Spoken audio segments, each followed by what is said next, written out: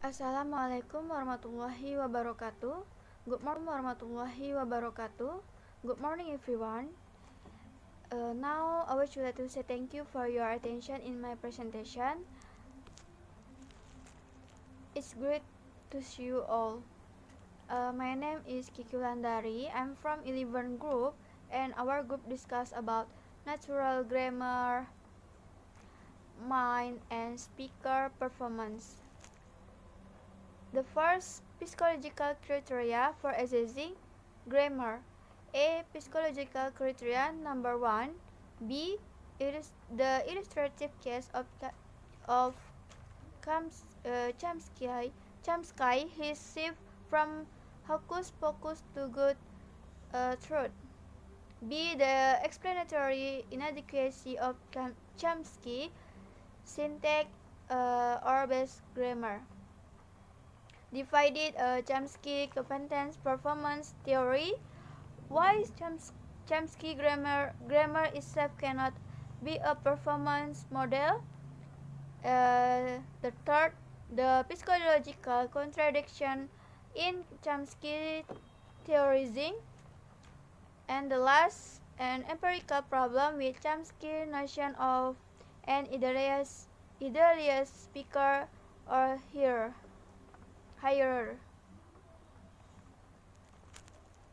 Okay, psychological criteria for assessing grammar. Linguists have a long argue over what the main goal of linguists should be. Should a grammar describe language in formal terms, where such terms need not refer to psychological entities, or should a grammar describe what speakers know about language, where all terms refer to psychological entities? We shall provide a brief history of that controversy, and then given the desirability of the latter goal for psychology, we shall assist the psychological education of grammar. Toward this end, we shall also take into account the nature of child language acquisition, particularly the relation of speech comparison and speech production. The psychological education of current grammar will be based on the outline of a new unique psychological conception. Natural grammar will be offered. A. Psychological criteria number 1. A good truth grammar. Linguists, a branch of psychology in the first half of the 20th century. Linguists were divided on the psychology you see. Some linguists, like Bloomfield, argue for the psychological validity of the language description that they were writing. Bloomfield was an advocate of behaviorism and such as was anti-mentalistic. Linguists like Bloomfield held that what they wrote was not only a description of language but a description of what people had learned as well. Others, however,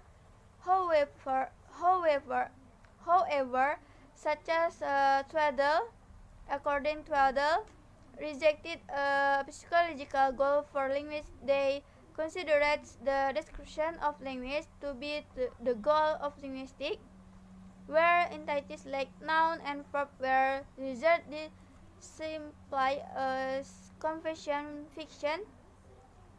Okay. B. The illustrative case of Chomsky. His shift from hocus pocus to good truth. The case of Chomsky is a good one. Why? To illustrate the two main opposing view of the goal of linguistics. For here is a linguist who, at the various periods of this theoretical development, had advocate each of this point of view. He was for hocus pocus in the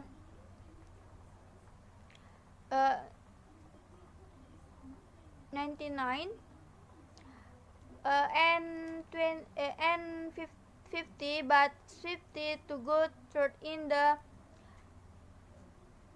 1960. During his Hocus Pocus period, the study of meaning, semantics, and mentalism were derided by Chomsky as involving mysticism and ghosts. Okay, B. The explanatory inadequacy of Chomsky's syntax and syntax-based grammar. Divided Chomsky competence and performance theory. The terms grammar from Chomsky is synonymous with competence, which is the grammatical knowledge people have concerning their language. The goal of linguistics is to describe this competence, while Chomsky's specification of grammar has changed over the years. His view of grammar representing competence has not.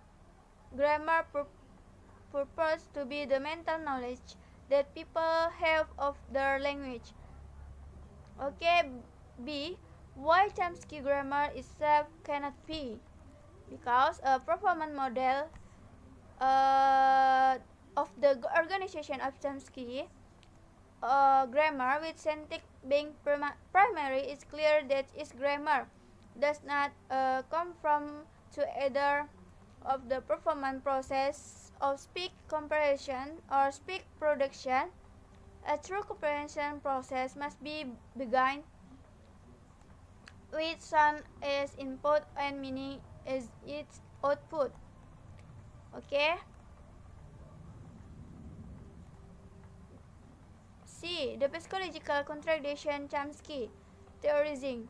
Despite the attempts of many brilliant Chomsky experts such as Beaver, Fodor, and Grant, and despite the fact that they and others have been at it for more than 30 years, no one has been successful in devising a model of performance using his grammar.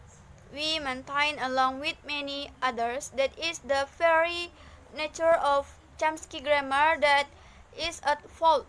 Moreover, we maintain that there is psychological contradiction in Chomsky theorizing.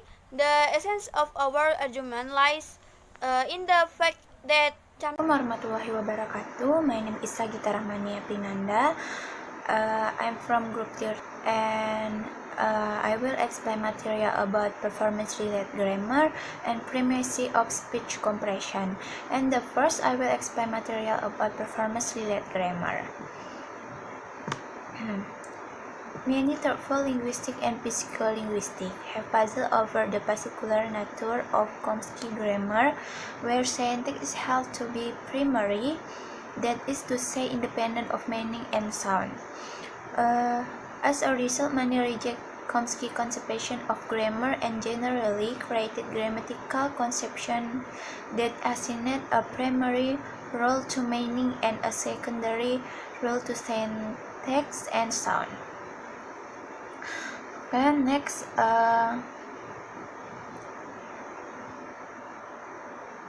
grammar is formulated independent of whatever or not a means for using it in performance can be described. Rather, their theories only parse rules of function that they can directly assign to being for part of a performance process. Okay, first,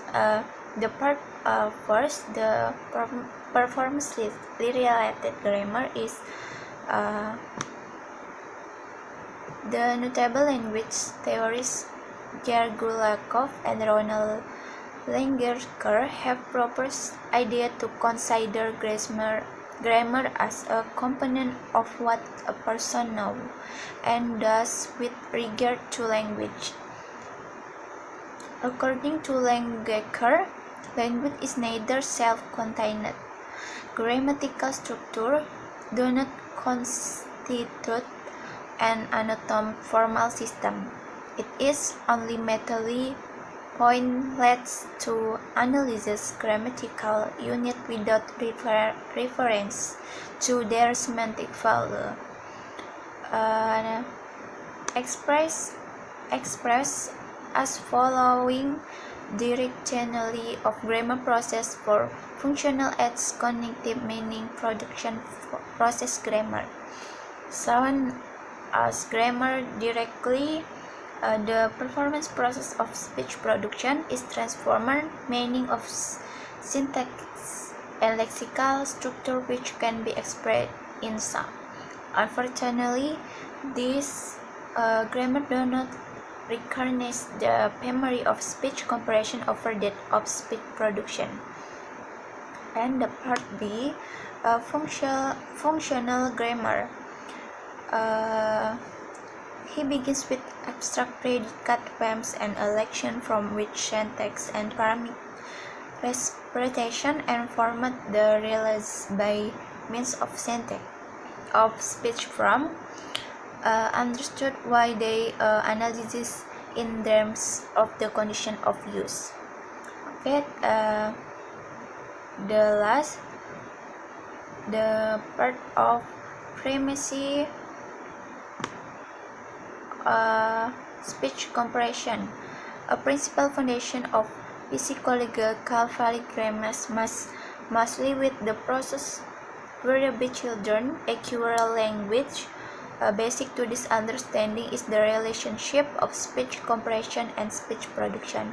In order to more easily grasp this relationship, we shall begin with a consideration of children who are mute but who do have hearing.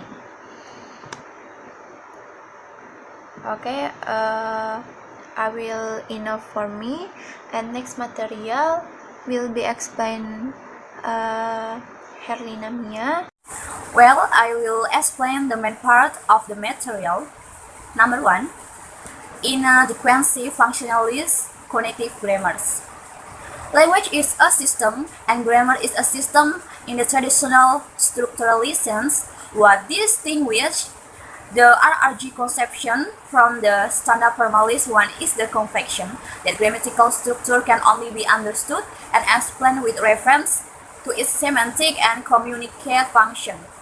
Syntax is not autonomous in terms of the abstract, paradigmatic, and syntagmatic relation that define a structural system. RRG is concerned not only with relations of occurrence and combination in strictly formal terms, but is also with semantic and pragmatic occurrence and combinatory relations. Number 2, how the child learns a natural grammar. Children will come up with the most extraordinary things when they start using language. Cute things, hilarious things, and sometimes baffling things that may start us wondering whether we should worry about their language development. This article summarizes some of the knowledge we have about typical child language acquisition. That is what you as a caregiver need not worry about. The last session give a few pointers about when to seek professional help concerning your child's language development, about research on language acquisition. For example, I ate dinner with my boyfriend. A person or thing who is the door of an event use the grammatical subject of the verb in an active clause. Number 3, towards a theory of natural grammar in relation to thoughts and its functioning, the comprehension and production of sentence. The production of sounds using the intonation counters of the first language is obviously a learned phenomenon because when infants babble, they follow the intonation counters that the infant deprived of hearing speech do not do, while such infants are able to vocalize and cry. They do not progress to babbling. Interestingly, the infants who have been exposed to sign language from birth do the equivalent of babbling with their hands. Finally, we come to the last session of this presentation. Thank you for our lecture, for a great guide, and also thank you to all audience for your participation. Hopefully, the information that we share will be useful for all of us. Thank you.